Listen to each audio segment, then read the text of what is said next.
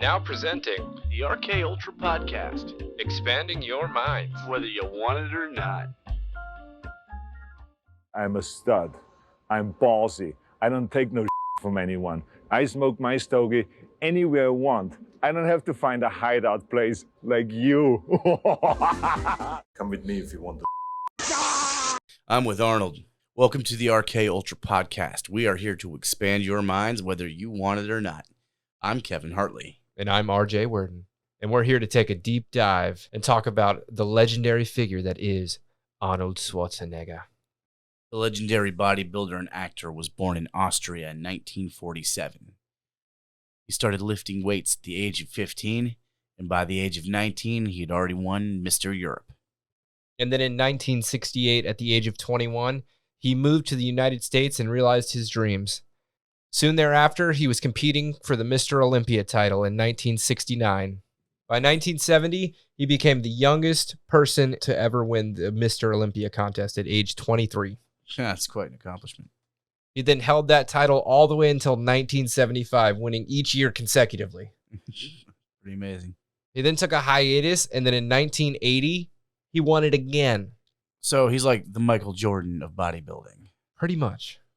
There's actually a really good documentary called Pumping Iron, which came out in 1977, and it highlights Arnold's journey with Lou Ferrigno and other players for the 1975 Mr. Olympia title.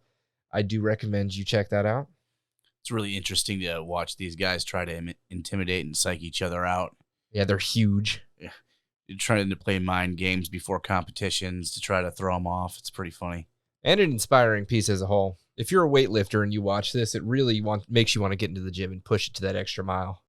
Arnold Schwarzenegger started his acting career in 1970. He had his first breakout role as Conan the Barbarian in 1982. But the movie that solidified him as a leading actor was The Terminator in 1984, directed by James Cameron. In this movie, he stars as a cyborg that is sent back in time to kill Sarah Connor. Are you Sarah Connor?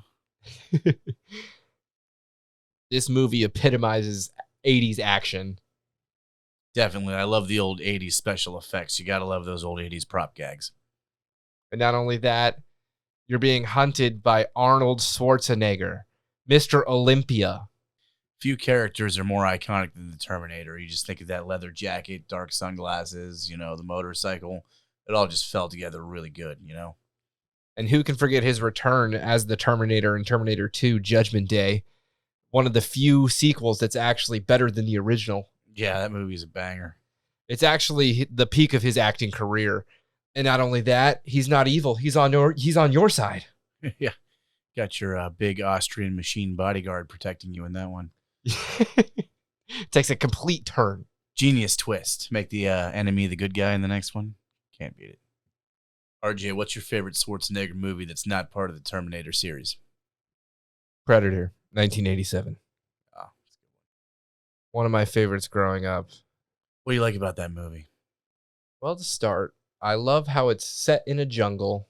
It begins with Arnold Schwarzenegger stepping off of a helicopter, smoking his stogie. He's a stud. There's an iconic handshake. I think you guys have seen that meme right in the beginning between him and Apollo Creed, or the actor who plays him. I love the jungle warfare. I love that they're fighting an alien and alien technology that goes along with it that they don't understand. Yeah, that had some great scenes. Yeah, Predator shooting his lasers and blowing people's heads off and Yeah. things like that. Yeah. it's fantastic. Yeah, perfect. The hunt is beautiful. The fight at the end is even better.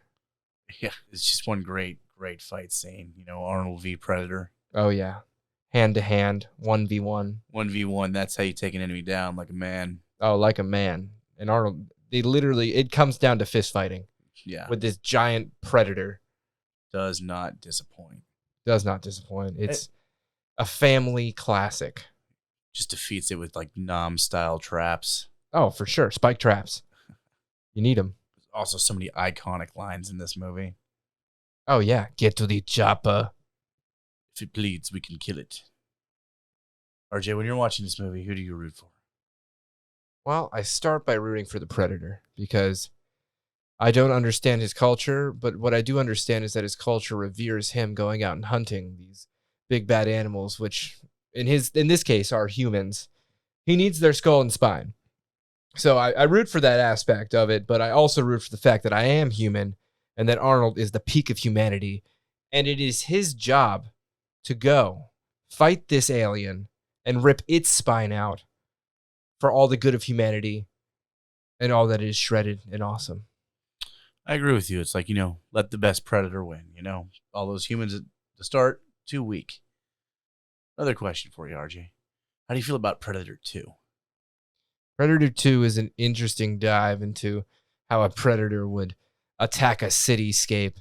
There is no Arnold in it. Unfortunate. I remember watching that movie and noticing that it wasn't nearly as iconic as the first one, but it was still kind of a fun ride. It's because it was lacking everybody's favorite Austrian. Yeah, exactly. American.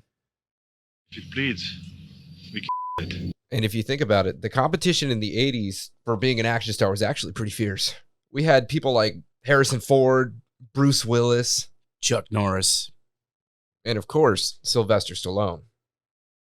It's said that they had a major rivalry in the 80s, Schwarzenegger and Stallone. Oh, yeah. Super heated. A rivalry that bred beautiful movies. Yeah, they always just tried to outdo the other, like, oh, I got 48 kills in my last movie. And, like, Arnold would be like, oh, that's nothing. I got 78. Oh, I would love to be on those phone calls. I'd be like, all right, well, let's give him bigger guns than this one. They always tried to outdo each other as much as they could. They have talked about how every so often they'd be jealous of each other's roles. Like, one would see, like, Stallone would see Arnold in The Terminator. Be like, wow, that's a great role. I wish I had a role like that. And it would inspire him to go out and find a similar role or something even better. They've both had conversations about that and how it made them better actors as a whole. And in interviews, apparently Stallone says that Arnold's better at chess and obviously politics. Of course. Speaking of politics, he was also the governor of California from 2003 to 2011. Yeah, he was known for working on climate change initiatives in the state of California. But his life was shrouded in controversy when he got caught cheating on his hot wife for the maid. And I know what you're thinking. This must be one hot maid. I'm thinking you're wrong. He also ended up siring a child with this maid. The kid looks exactly like him. It's uncanny.